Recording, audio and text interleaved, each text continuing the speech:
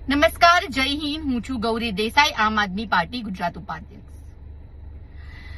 Bharatiya Janata party જ્યારે કોઈ રાજ્યમાં સત્તા મેળવવી હોય, સત્તાની ભૂખ હોય, ત્યાં સત્તા ના આવતી હોય, ત્યારે આ ભારતીય જનતા પાર્ટી તે રાજ્યોમાં જઈને મહિલાઓને સન્માન રાશિની વાત કરે છે.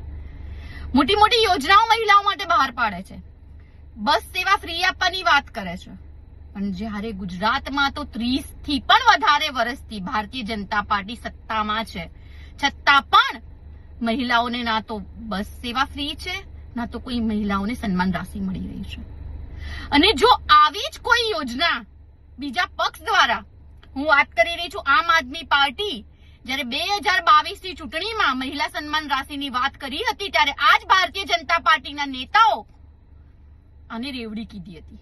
તો તમે જ્યારે રાજસ્થાન હોય છે, મહારાષ્ટ્ર હોય છે, અને હવે પશ્ચિમ બંગાળમાં તમે 3000 રૂપિયા મહિલાઓને આપવાની વાત કરો છો, તો આ રેવડી નથી.